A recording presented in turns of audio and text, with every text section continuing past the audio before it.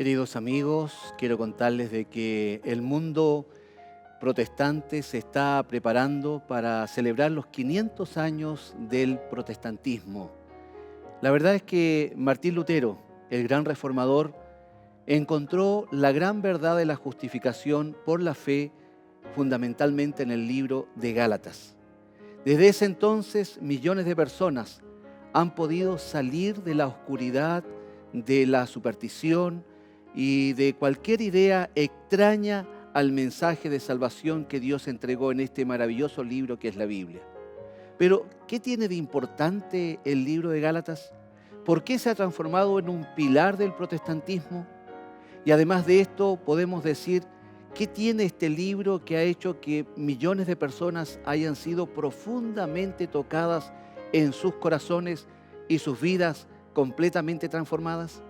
Bueno, de eso vamos a estar hablando en este programa Lecciones de la Biblia. Sean todos ustedes muy bienvenidos y que Dios nos bendiga.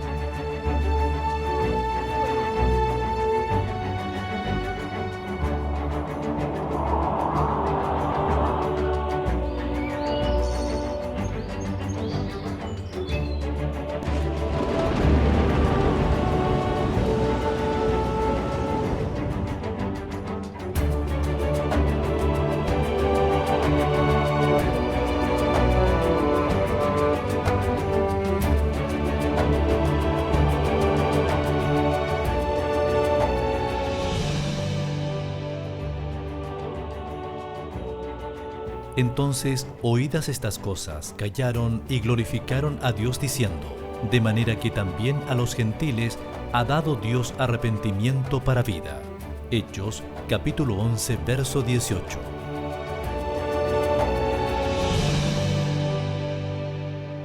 Ya estamos nuevamente de vuelta, amigos, del canal Nuevo Tiempo junto a ustedes para iniciar ya nuestro programa Lecciones de la Biblia con nuestros queridos invitados que en esta oportunidad nos acompañan. Y quiero presentárselos.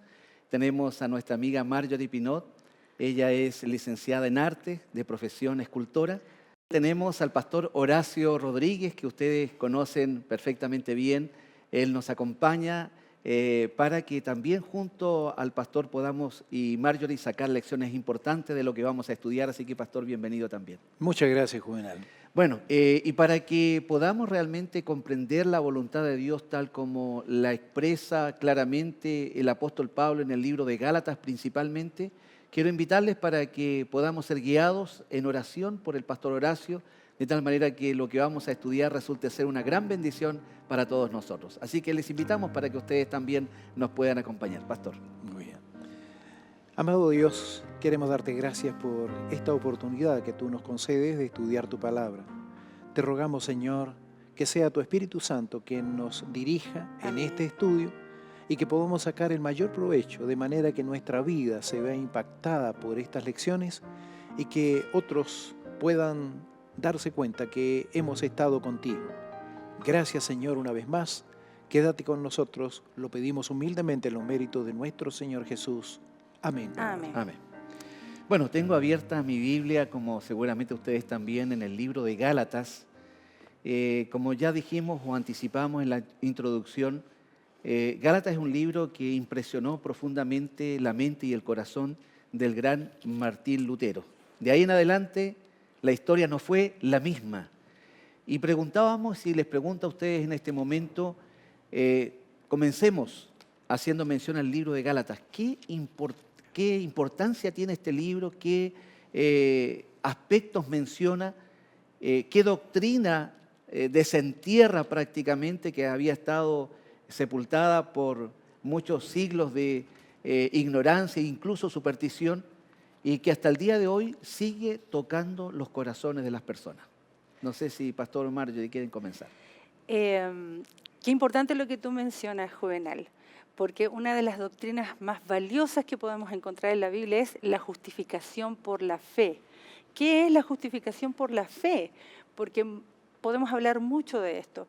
Yo diría que en simples palabras es Cristo justificando gratuitamente a un ser que no se lo merece, es decir, toda alma que vive en esta tierra.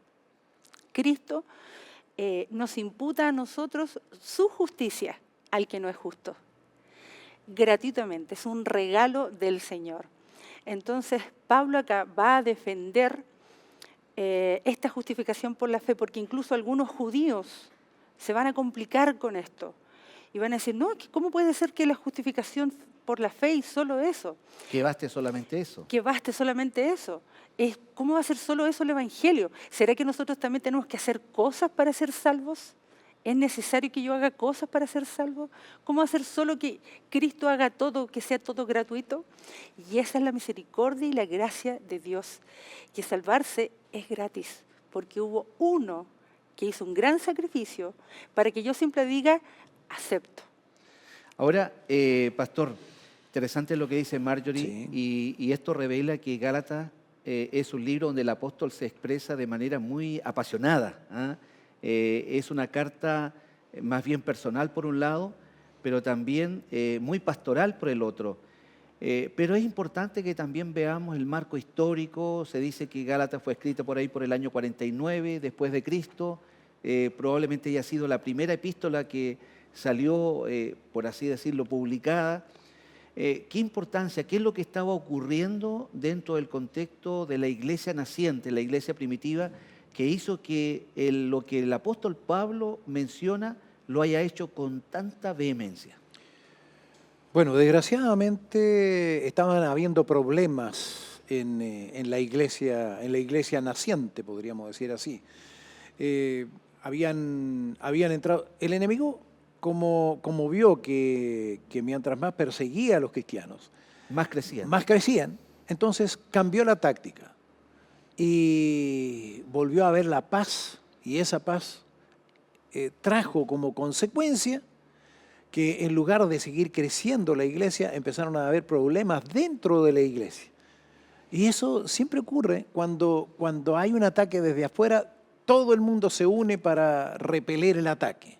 Claro. Pero cuando estamos en viene paz, la paz, empezamos a entonces, guerrear entre relajarnos. Empezamos a Nos relajarnos. relajamos, claro. Entonces, eso fue lo que precisamente ocurrió. Y entraron herejías dentro de la iglesia y eso hizo un gran problema. Ahora, estaba pensando en cómo Saulo actuaba en ese tiempo. Y eso me lleva a los momentos en que Esteban fue apedreado. ¿Ah? ¿Cómo Saulo tenía un odio tremendo en contra de los cristianos? Es bueno que nosotros nos pongamos en las sandalias de Saulo. ¿Ah? Él era un hombre celoso de su religión. Era un hombre, claro, era un hombre que defendía la doctrina que él creía. Entonces, había una cantidad de gente ignorante, no podemos decir de otra manera, porque pensemos, Saulo había sido instruido por el mejor de los maestros, por Gamaliel. Y había aparecido un maestro por ahí, un rabí, que se había rodeado de gente ignorante, habían pescadores. Dígame, ¿quién sabe un pescador de la doctrina de las Sagradas Escrituras? ¿Qué se podía esperar de él? Cobradores de impuestos, mejor dicho, ladrones. Entonces, dentro de esa gente era la que estaba echando a perder el judaísmo. Y él tomó en sus manos el limpiar de esta gente el judaísmo y que la religión pudiera tomar el papel que correspondía. Claro. O sea, sí, Perdona, Marjorie, Saulo por había favor. llegado a un puesto importante que no tenía. Y el orgullo también hizo mucho en Saulo, porque esto hizo que él entonces ahora defendiera lo que él sinceramente creía que era verdad. Estaba sinceramente equivocado, pero luego Saulo va a entender mucho más allá. Pero el orgullo sí le jugó un papel importante a él. Ahora, lo que menos podríamos decir en este caso de Saulo, que era ateo. ¿Ah? Él era un religioso profundo, Exactamente. que él se sentía defensor de lo Él que mismo era. se llama fariseo de fariseos. Exactamente, un hombre muy intenso en sus apreciaciones, muy inteligente además, Muy un culto, hombre muy instruido. perseverante en su forma de actuar. Ahora, Esto indudablemente puede hacernos pensar que a veces por motivos religiosos, muy bien intencionados, pero podemos estar equivocados Sinceramente y causar equivocados, daño. como Saulo. Hay personas que piensan que porque son sinceras están en lo correcto, pero uno podría estar, como decía Marjorie, podemos estar sinceramente equivocados. O sea, el hecho de ser sincero no No nos hace, libera, digamos, no, de los exactamente, daños que causemos. no hace que yo pueda sentirme seguro en lo que estoy pensando. Entonces, tenemos que tener la seguridad basada en las Sagradas Escrituras. Y creo que en esto, precisamente, Exacto. en esto que le aconteció a Saulo, nosotros podemos tener una lección personal. Yo tengo que tener seguridad en lo que creo. Y desgraciadamente, con Porque creo toda lo que su creo. exactamente, con toda su teología, Saulo estaba equivocado. Exacto, porque él también escuchaba mucho a sus maestros. Para él eran importantes sus maestros. Entonces, pero ¿dónde habían fundado los maestros sus creencias? ¿Se habían quedado dónde? ¿Era realmente en las doctrinas o en las tradiciones? Puede ser entonces que nosotros, aunque seamos muy sinceros, estemos anclados en tradiciones humanas y no en el escrito está. Entonces, qué interesante que en Mateo 4, cuando el diablo va a tentar a Cristo al desierto, hay una forma de defenderse, que es lo que el pastor decía. Porque ¿cómo puedo yo, si soy sincera, ¿sí? ¿Cómo puedo saber entonces cuál es la posición correcta y cuál no? Y a mí me parece tan simple, tan sencillo lo que Cristo hace. ¿Podemos solo Sí, mirarlo? por supuesto. En Mateo 4, para mí es la clave cuando uno es sincero y necesita saber qué rumbo tomar. Dice acá, entonces Jesús fue llevado por el Espíritu al desierto para ser tentado por el diablo. Y después de haber ayunado 40 días y 40 noches, al final tuvo hambre. Y acercándose el tentador le dijo, si eres hijo de Dios, di que estas piedras se conviertan en pan.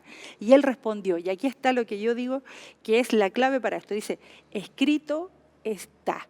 No solo de pan vivirá el hombre. Luego viene 2 veces más a tentarlo y la respuesta de Cristo es, escrito está. ¿Cómo puedo saber yo entonces, si soy sincera, cuál es la doctrina correcta? ¿Cuál es la enseñanza correcta? Y es donde Saulo entonces se encuentra con la palabra de Dios, lo vamos a ver más adelante también en otras lecciones. Escrito está. Y él se encuentra en Gálatas con la justificación Es importante por la que fe. se establezca este fundamento de inmediato. Bueno, nuestro programa se llama Lecciones de la Biblia, Exactamente. justamente aduciendo a que no extraemos otro fundamento o las enseñanzas de otro fundamento, mejor dicho, que no sea de este libro sagrado. La palabra. Ahora, esto es bien importante de establecer porque el problema que tenía indudablemente Saulo era que era un hombre muy devoto del judaísmo, ¿no? De lo que era la insignia prácticamente del judaísmo, que era el templo, eran sus prácticas rituales, Justamente. entre ellas destacaba la circuncisión. Y aquí entramos en un tema que más adelante lo vamos a ahondar más, pero que hacía que chocara profundamente con lo que efectivamente la iglesia del momento estaba predicando. Sí. Perdón, antes de entrar en la circuncisión propiamente tal, me gustaría mencionar lo que aparece ahí en el capítulo 9 del libro de Hechos de Con los respecto a Esteban. Apóstoles. No tanto con respecto a Esteban, sino cómo fue la conversión de Saulo. Ah, de Saulo, perfecto. Saulo, la verdad es que él con ese celo que lo caracterizaba, y viendo que el cristianismo estaba echando tanto a perder, él quiso luchar, pero de todo corazón, para erradicar el cristianismo. Entonces, él escuchó que muchos de los cristianos se habían ido a Damasco, a la ciudad de Damasco. Y él pidió cartas en la sinagoga, nos dice la Escritura, cartas en la sinagoga para ir a buscar a aquellos que estaban con esta doctrina hereje. Y así fue que él partió. Y ¿sabe una cosa? Generalmente nosotros en dibujos, en pinturas, hemos visto que Saulo cayó del caballo, se dice. Eran 200 kilómetros los que lo separaban de la ciudad de Damasco. Él iba posiblemente con 2 miembros del Sanedrín, que podríamos decir que eran policías del Sanedrín, como iba a buscar gente, ¿ah? Y él probablemente tuvo que caminar esa cantidad de kilómetros. Si tuvo que caminarla, podríamos decir que fue una semana la que le llevó. Una semana, ¿se imaginan ustedes? Sí. Semana caminando. Caminando. Ahora, como él era miembro del Sanedrín y los que como él era fariseo, él no tenía ninguna relación con quienes lo acompañaban. Él no podía tener una relación, entonces no podía conversar con ellos. Seguramente él iba adelante y ellos iban detrás. Sus escoltas. Y él iba meditando en lo que esto significaba. Ahora, tiene que haber tenido presente, y ya que mencionaba a Esteban, tiene que haber tenido presente este nombre que le causaba mucha desazón, Jesús. De hecho, disculpa, ¿Sí? él estuvo presente en el apedreamiento de Esteban. Así es. Saulo toma las ropas de Esteban y en el momento en que estaba siendo apedreado, él presencia cuando Esteban pronuncia, estoy viendo el cielo abierto y veo la gloria de Dios. Y eso queda impactado en Pablo. Pablo ya venía, estaba dudando, ¿será que en verdad estos discípulos predican la verdad? Venía la duda en su corazón, pero él guerreaba con esto. Entonces él volvió otra vez donde sus maestros y sus maestros le volvían a convencer que esto no era así. Y en esta condición iba Pablo camino a Damasco. Ahora hay que notar, perdón, con respecto a lo que dice Marjorie, hay que notar que este ataque comienza tímido al principio porque él simplemente tiene las ropas de Esteban o las sostiene, pero rápidamente de esta actitud, ¿cierto?, tímida, pasa a una actitud feroz, vehemente, cada vez más intensa. Pareciera ser que él sentía un celo especial, un llamado divino para poder erradicar prácticamente a los que consideraba, como dice el pastor, herejes. O sea, se ve claramente que él era un hombre de decisiones, bien intencionado, pero mal enfocado. Exactamente. Ahora, como decía, él iba camino a Damasco y para colmo de males tiene que pasar por Galilea. Y al pasar por Galilea, el nombre de Jesús estaba muy conectado con Galileo. Él era, o sea, le llamaban el Galileo. ¿Ah? Entonces, todo esto tiene que haberle causado desazón a él, tiene que haberle causado algo. Y bueno, y nosotros sabemos que ahí tiene precisamente ese encuentro con el Señor Jesús, que dice que ve una luz lo hace caer al suelo, y como decíamos antes, se dice que cayó, pero no se sabe de dónde, no dice, la Biblia no dice que él iba a caballo. Necesariamente, en ninguna parte dice que iba a caballo. ¿Ah? Se puede haber desmayado, claro. Puede haber ido caminando y haber caído. Bueno, la verdad que eso no es tan importante. El caso es que este Saulo que iba con ese espíritu vengativo, con ese espíritu de deshacerse de los cristianos, un hombre orgulloso, un hombre que iba con todo la furia, podríamos decir así. Muy seguro de sí mismo. Muy seguro de sí mismo.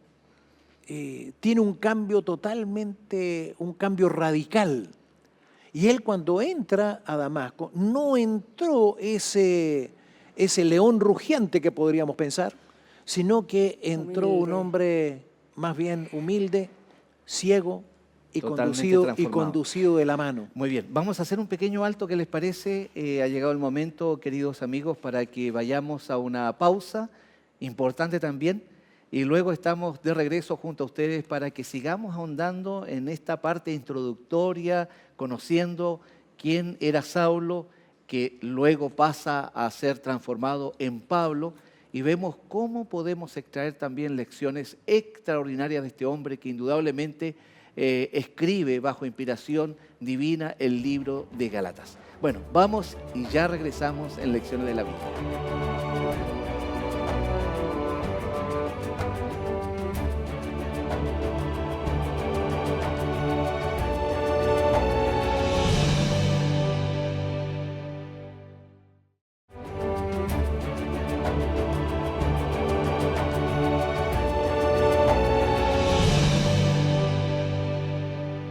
Queridos amigos, ya estamos nuevamente de vuelta junto a ustedes. Gracias también por permanecer en la sintonía de Canal Nuevo Tiempo, el canal de la esperanza. Seguimos ahora conversando acerca de este tan extraordinario personaje como fue Saulo, que se convierte luego, como decíamos, en Pablo.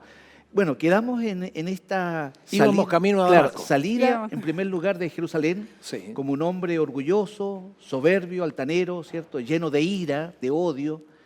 Y Determinado. llega como un hombre completamente transformado, alguien inesperadamente distinto. Y sabemos que este cambio se produce por lo que sucede, por lo que el pastor Horacio estaba contando hace unos momentos, Camino a Marjorie. Damasco. Cuán importante, y tú conversábamos fuera de pantalla, cuán importante es este contacto personal con Jesús y cómo esto se ha traducido para millones de personas en un auténtico testimonio de lo que Dios es capaz de hacer en una persona que cree precisamente en Cristo. Podemos ir al texto bíblico, porque es interesante lo que dice acá. En el capítulo 9 de Hechos de los Apóstoles, voy a leer desde el versículo 1. Dice, Saulo, respirando aún amenazas y muerte, lo que Juvenal contaba, contra los discípulos del Señor, se presentó al sumo sacerdote y le pidió cartas a las sinagogas de Damasco, a fin de que si hallaba algunos hombres o mujeres camino, los trajese a Jerusalén. Mas yendo por el camino, aconteció que al llegar cerca de Damasco, repentinamente le rodeó un resplandor de luz del cielo, y cayendo en tierra, oyó una voz que le decía, Saulo, Saulo, ¿por qué me persigues? Él dijo, ¿quién eres, Señor? Y le dijo, yo soy Jesús, a quien tú persigues. Qué interesante, entonces comentábamos con el pastor, que acá lo que le sucede a Saulo es que tiene un encuentro personal con Cristo, escucha su voz. ¿Cuántas veces nosotros tenemos un encuentro personal con Cristo? Esto es lo que va a cambiar de aquí en adelante la vida de Pablo. Pero es curioso porque Saulo, estudioso de las Escrituras, le pregunta a esta voz, ¿quién eres, Señor? Es decir, que Saulo, a pesar de ser un estudioso de la Escritura, Desconocía no completamente conocía a Cristo, a Cristo. a su Señor. ¿Puede ser eso que estudiemos las Escrituras y a pesar de eso no tengamos un conocimiento y encuentro personal con Cristo?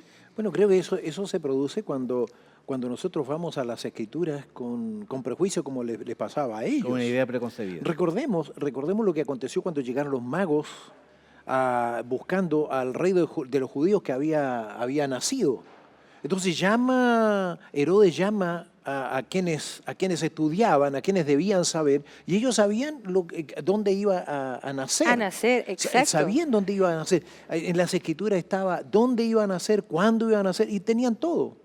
Pero ellos tenían una idea preconcebida de lo que iba a ser el Mesías, o cómo debía ser el Mesías. El Mesías tendría que haber nacido en un lugar, nunca se podían imaginar que iban a nacer en un pesebre. En Entre primer medio lugar, de animales. eso no podría haber ocurrido.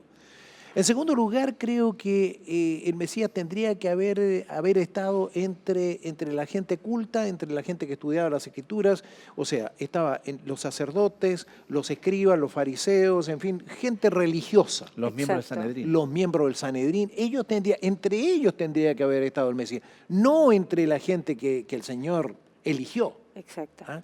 Entonces, todo eso hacía de que ellos tuvieran una idea totalmente contraria a lo que era la realidad y lo que mencionaban las Escrituras, porque, vuelvo a insistir, las profecías estaban hablando precisamente de ese Mesías que iban a ser.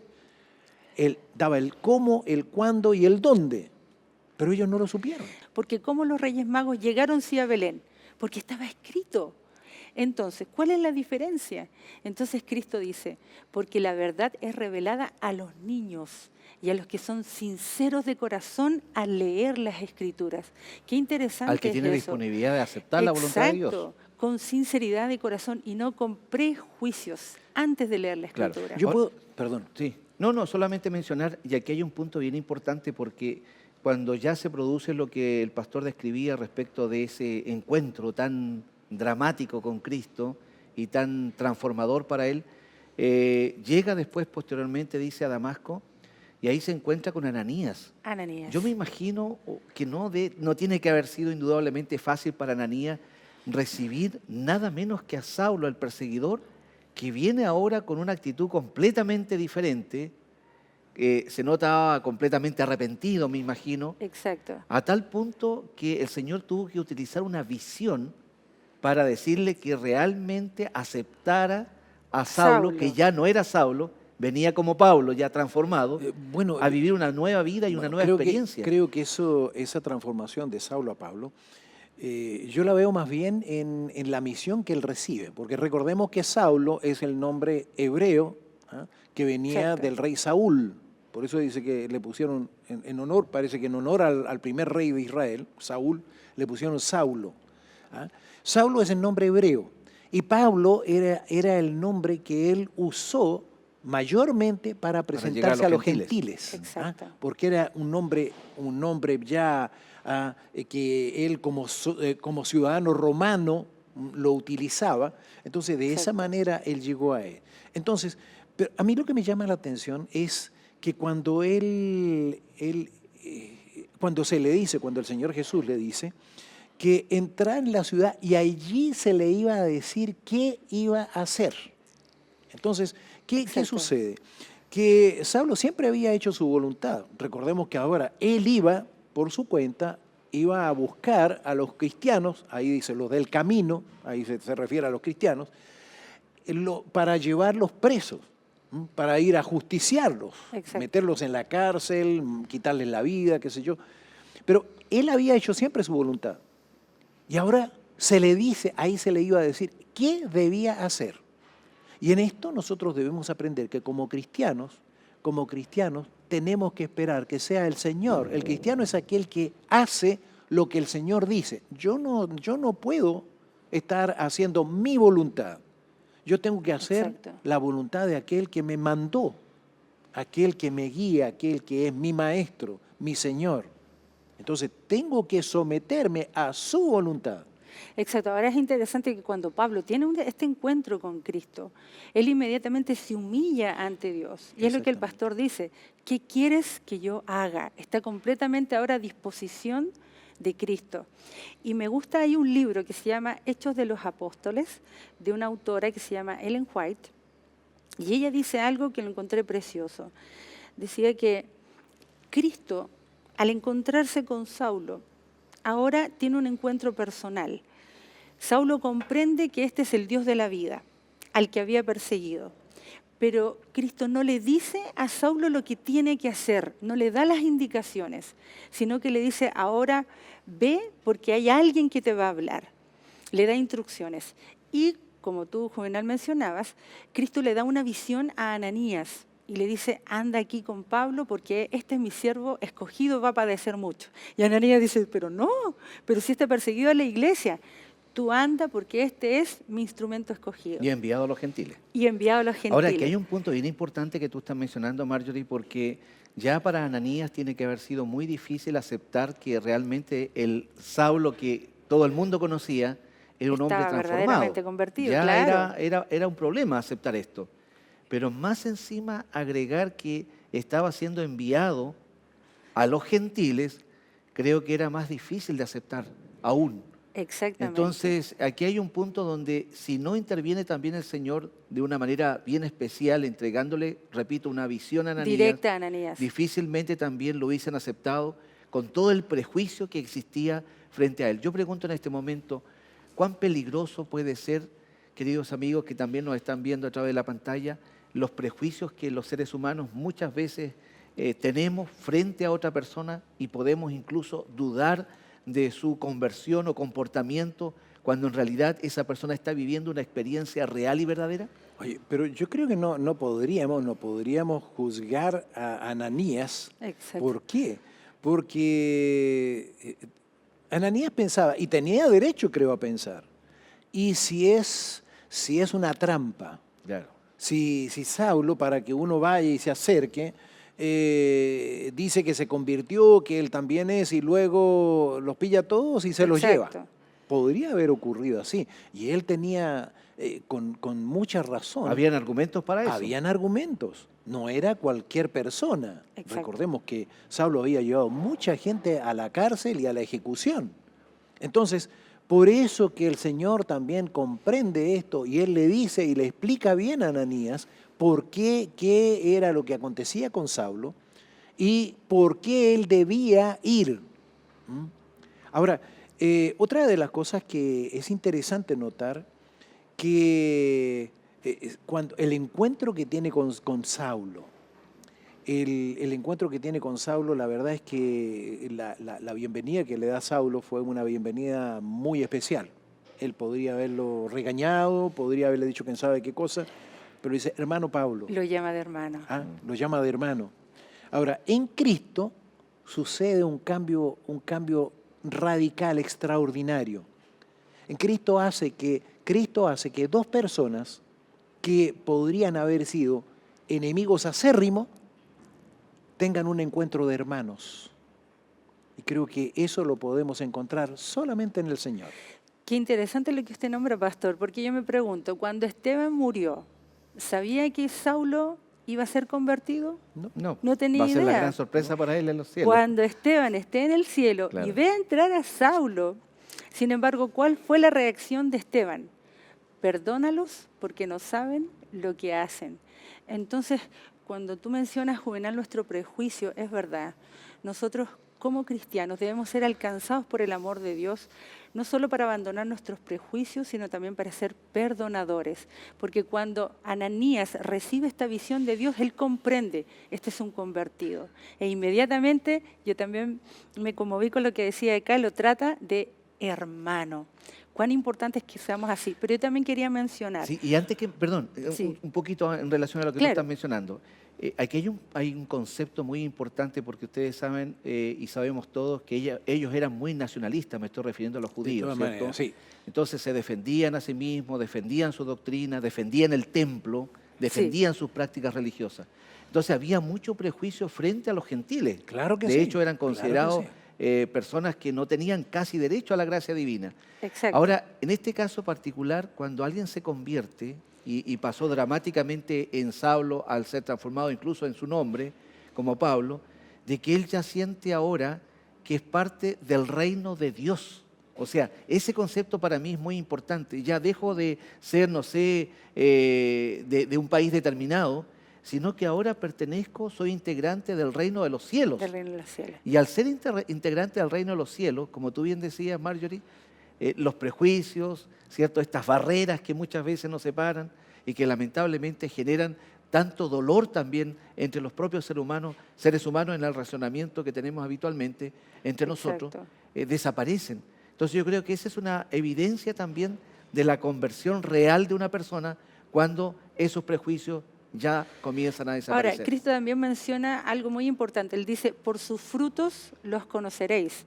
Más adelante Pablo da muestras de que él en verdad estaba convertido. Porque, por cierto, hoy tal vez yo no tengo una visión del Señor hacia mí para decir, mire, en esta persona no tengas prejuicio. Eso hoy no nos va a suceder, es lo más probable. Pero sí Dios me dice, por sus frutos los conoceréis. Entonces también nosotros ahí podemos tener evidencias de una verdadera conversión. Tenemos que tener presente en nuestra mente las palabras de nuestro Señor Jesús. Nosotros no podemos juzgar. Y cuando entran los prejuicios, nosotros estamos prejuzgando a alguien. Estamos haciendo un juicio a priori. Entonces, por eso que tenemos que pedirle al Señor que Él nos ayude en este sentido. Tenemos que pedirle que Él nos libre de esto que a veces está en nosotros. Que es muy natural. Es muy natural del ser humano. Entonces, creo que en ese sentido tenemos que sentirnos identificados con Saulo, con Pablo, ¿eh? con lo que él hizo y cómo él actuó. Porque si bien es cierto, Saulo también tenía prejuicios, los judíos los tenían, pero también los cristianos los tenían. Exacto. Entonces, nadie está libre de prejuicios. Creo que una de las cosas que yo debo tener presente es que yo no estoy libre de eso. Yo quería leerles aquí en Efesios 1, ¿Ya? En el versículo 17, está pidiendo, Pablo justamente está orando por los efesios. Y lo que le va a decir acá es que él ora por los efesios con la siguiente promesa para todos nosotros, para que el Dios de nuestro Señor Jesucristo, el Padre de gloria os dé espíritu de sabiduría y de revelación en el conocimiento pleno de Él, alumbrando los ojos de vuestro entendimiento. Entonces aquí Pablo está diciendo, yo quiero que el Espíritu Santo pueda revelar a ustedes a través de la palabra lo que es correcto y lo que no, para que los prejuicios no echen fuera a los sinceros de la iglesia. Ni causen el daño que Ni causan. causen el daño que causan, para que ustedes sepan y estén correctamente edificados en la palabra de Dios, para poder tener amor y finalmente causar y educar bien a los que van llegando también. Muy bien. Queridos amigos, vamos a hacer un nuevo alto en este momento dentro del marco de nuestro programa. Queremos invitarles también a que ustedes permanezcan en nuestra sintonía. Vamos y ya regresamos.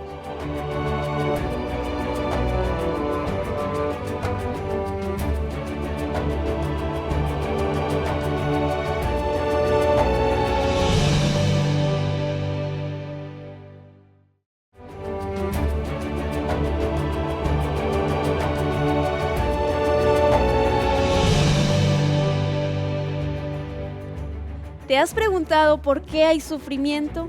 ¿Cómo es Dios? ¿Cómo hablar con Dios? ¿Cuándo volverá el maravilloso Jesucristo? Estos y otros interrogantes serán resueltos en este material denominado La Biblia Habla. Este material es preparado por la Escuela Bíblica de Nuevo Tiempo y es totalmente gratuito. Llega hasta tu hogar. Para solicitarlo, solo debes escribirnos a esperanza@nuevotiempo.org o llamarnos de inmediato a los teléfonos que aparecen en pantalla.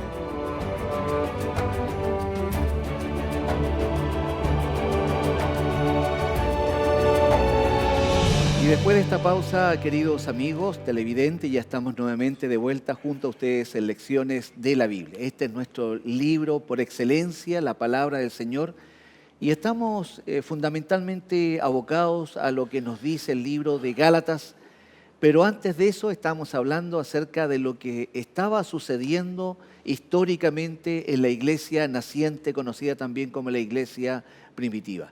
Y aquí es interesante cómo comienza a tomar fuerza una ciudad en particular, ¿cierto? Una ciudad aproximadamente de 500.000 habitantes, dice el estudio, y nos estamos refiriendo a Antioquía. ¿Cuán importante es esta ciudad dentro del contexto de la predicación a los gentiles, a la gente que no era del pueblo judío? Ahora, al pensar en Antioquía, Antioquía era, podríamos decir, la tercera ciudad en el mundo antiguo, porque estaba Roma, estaba Alejandría y luego venía Antioquía. Antioquía estaba cerca de la desembocadura del río Orontes, estaba más o menos a 25 kilómetros del mar Mediterráneo. Era una ciudad, dice que era muy hermosa, una ciudad muy bonita, pero además de eso era una ciudad que era famosa por las carreras de caballos, de esas cuadrillas que hacían, pero no solamente por eso, era porque me hizo recordar la ciudad, me hizo recordar a Éfeso. Ahí tenían, en Éfeso tenían el templo de Diana, ¿recuerdan ustedes cuando Sí. Diana de los Efesios? Bueno, aquí estaba Dafne. ¿Quién era Dafne? Era un personaje de la mitología. Dafne era una doncella de quien se había enamorado Apolo. Apolo la persiguió y ella se fue. Y dice que ella se convirtió en un árbol para librarse de él. Ahora, ¿por qué menciono todo esto? Porque era más o menos parecido al caso que existía en Éfeso. Se hizo un templo dedicado a ella, a Dafne, y ahí habían sacerdotisas, pero esas sacerdotisas eran prostitutas. Entonces, en las noches dice que ellos representaban la huida de Dafne y se entregaban a toda la sensualidad. Era una ciudad bastante corrupta. Entonces, ¿qué podemos ver en esto? Que allí, justamente allí, el cristianismo da un paso, podríamos decir un paso trascendental, y se convierte en una fe universal.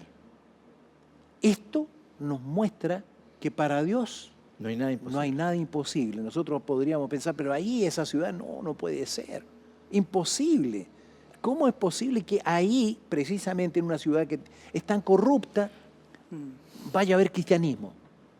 Bueno, el Señor Bueno, permitió. con respecto a lo que dice el pastor Marjorie, creo, ¿no?, que cuando el Señor establece una misión para su iglesia, más que los impedimentos de carácter moral, por ejemplo, que Sí. está mencionando el pastor, está viendo la estrategia que ha de utilizar la iglesia para darse a conocer al resto del mundo. Exactamente. En este caso particular, la ciudad de Antioquía era una ciudad muy cosmopolita, una ciudad Exacto. que era un Exactamente. salto hacia el resto del mundo. Entonces, ¿cómo ves tú la importancia que tenía esta ciudad? Porque se dice claramente que allí es donde se le llamó por primera vez cristiano a los A cristianos. los cristianos, justamente. justamente porque eran seguidores de Cristo. Yo me pregunto, si yo tengo una misión en Chile, en nuestro país, ¿por dónde empiezo? Si quiero que llegara a todo el mundo, quiero que sea masivo, ¿empezaría por qué ciudad? Santiago, porque Santiago acá está todo, digamos, en la concentración de público que viene de muchas regiones. Casi el 58% de la población chilena vive en Santiago. Entonces, es allí donde Cristo va a comenzar las predicaciones a través de estos discípulos. Perdón, y creo que además de eso, no solamente que viene de regiones, sino que también se ha transformado en una ciudad cosmopolita. Claro, Exactamente. Entonces- Entonces llegamos a todos los grupos etarios, a todos los grupos, incluso Étnicos. hoy Santiago está poblado de muchos amigos que vienen de Perú, de Venezuela, colombianos, y esto es lo que sucedía en Antioquía. Por lo tanto, aquí el Evangelio iba a agarrar un vuelo y se iba a expandir a muchos lugares. Y aquí es donde Pablo entonces entra en este fervor que antes había tenido en contra del Evangelio, a favor del Evangelio. Ahora, lamentablemente, todo lo que a veces está perfilándose muy bien, ¿cierto?, estratégicamente en una posición muy adecuada, Antioquía, una ciudad, como ya dijimos, por esto y otras características Claro, más, era la estratégica. ciudad ideal. Sin embargo, no por eso empezó a generarse una suerte de conflicto al interior de la iglesia naciente. ¿En qué consistía ese conflicto y cómo ellos se enfrentaron a la situación que comenzaron a vivir? Comenzó un conflicto en cuanto a la circuncisión. Increíble, por entonces le dicen a Pablo, tú estás predicando un evangelio, por así llamarlo, indulgente. Tú quieres a toda costa bautizar a los cristianos, vengan como vengan. ¿Será que Pablo quería en verdad esto? Entonces, Pablo aquí va a hablar de la importancia del centro del evangelio, el espíritu de la verdad. Porque ¿cuál era el problema de la circuncisión? ¿Por qué los judíos se circuncidaban? Venía de Abraham. Abraham, recuerdan Señal del ustedes, pacto. la señal del pacto, había tenido un hijo con Agar, con la sierva de Sara. Entonces ahora Dios le va a dar un recordatorio. Y este recordatorio le dice, vas a tener que circuncidarte tú y todos los siervos que estén en tu casa y todo esclavo que esté en tu casa, todos se van a circuncidar. Y era un recordatorio a Abraham. Entonces los judíos tomaron esto como, ya no era parte de terminó siendo una tradición que para ellos se transformó casi en una doctrina. Bueno, y perdón, y la circuncisión simbolizaba un cambio que se experimentaba en el corazón, una transformación del corazón. A eso apuntaba. A eso apuntaba la circuncisión. Exactamente. Luego, cuando el Señor Jesús murió, el Espíritu Santo hace esa labor en el corazón de aquellos que se convierten. Entonces, eso quedó, podríamos decir, quedó atrás. Y ahora ya no necesitamos la circuncisión.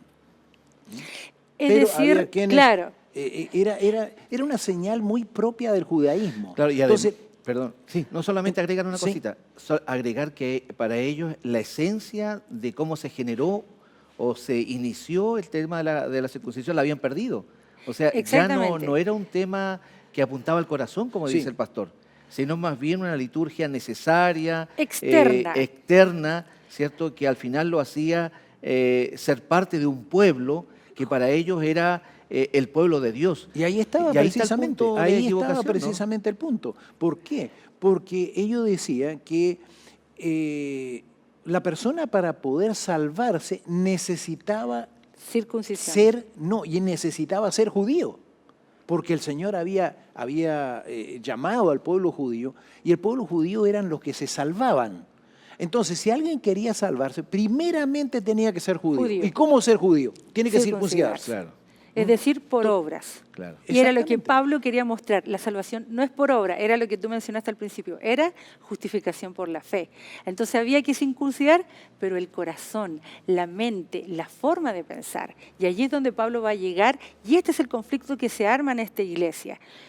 El prejuicio de la iglesia que comienza aquí dentro de la iglesia. ¿Me circuncido o no lo Ahora hago? es notable que en el caso de los judíos no estaban descartando que la fe era en Cristo, ¿ah? Pero Exacto. sí que había que ayudar. O sea, de alguna manera, ¿cierto? A través de la circuncisión estaban haciendo la parte que el ser humano tiene que hacer. Y ahí hay un concepto que lamentablemente el enemigo le ha sacado mucho provecho, que es el hecho de que la salvación de alguna forma la vamos logrando con nuestro esfuerzo humano, con la obediencia a la ley. Exactamente. De eso va a hablar mucho Pablo y va a dejar muy en claro qué ubicación tiene la ley dentro del contexto de la salvación. Ahora, es Exactamente. importante que nosotros podamos determinar que finalmente, como tú bien decías, Marjorie, la salvación no pasa por actos humanos, Exacto, sino por- fundamentalmente por la fe en Cristo.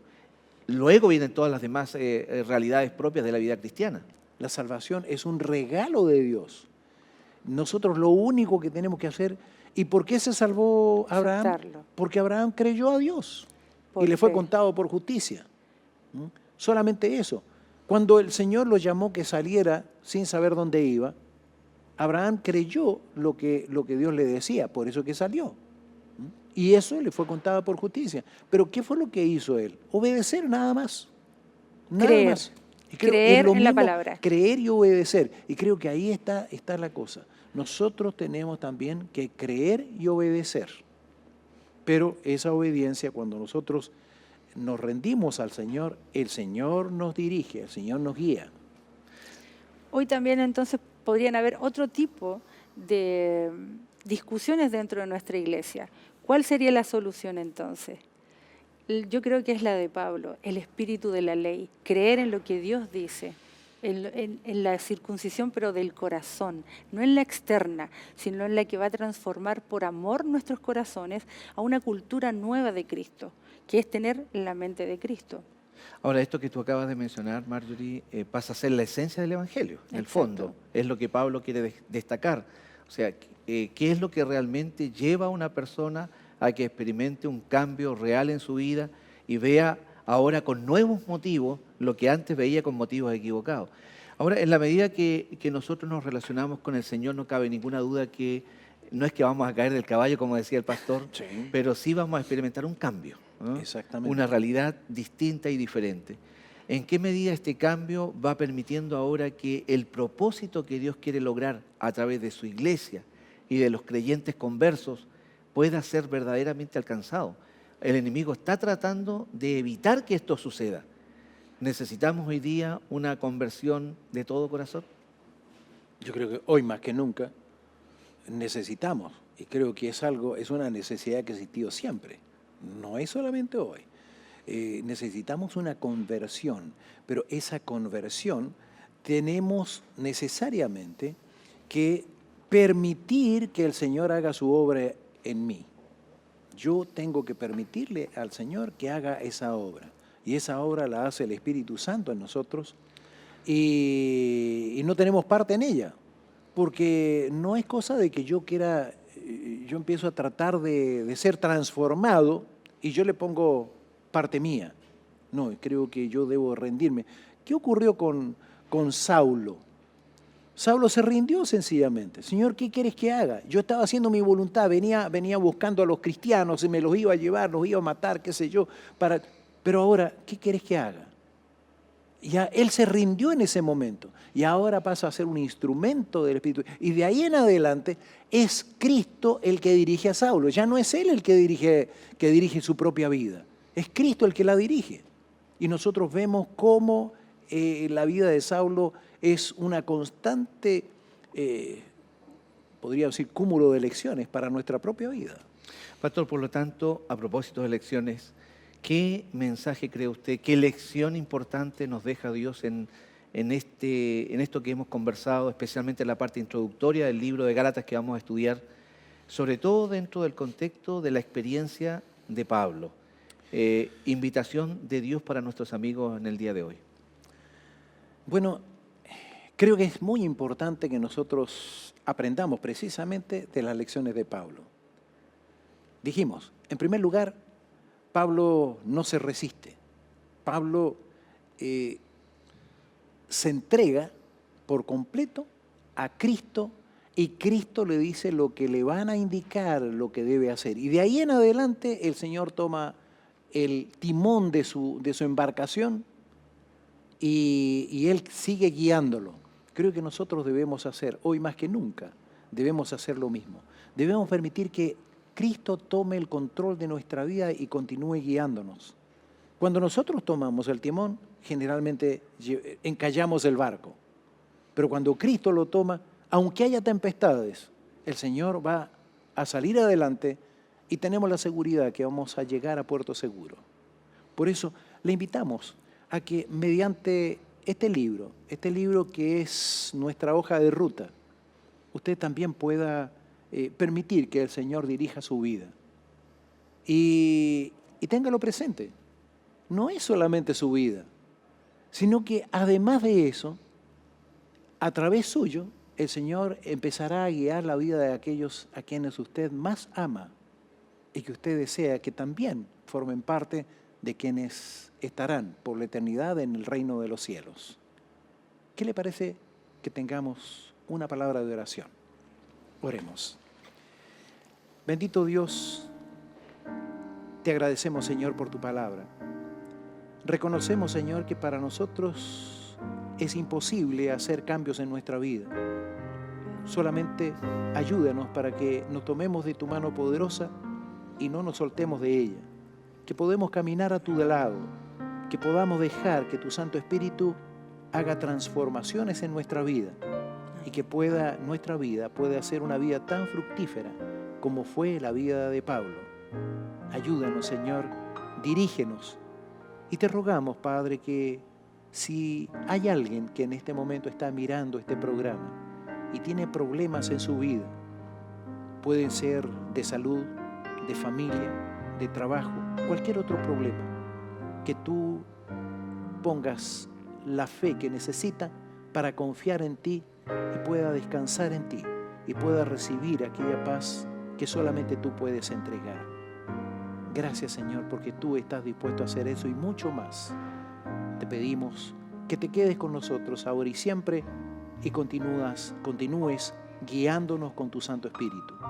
Pedimos esto sin mérito alguno. En el nombre de Jesús. Amén. Amén. Muy bien, queridos amigos, gracias por habernos acompañado en nuestro programa Lecciones de la Biblia. Agradecemos a nuestros invitados, Marjorie, Gracias Pastor, a ustedes. y por supuesto a cada uno de ustedes que puedan seguir ahondando en esta materia tan importante, conociendo este libro sagrado que es la palabra de Dios y el mensaje de salvación que encontramos en él.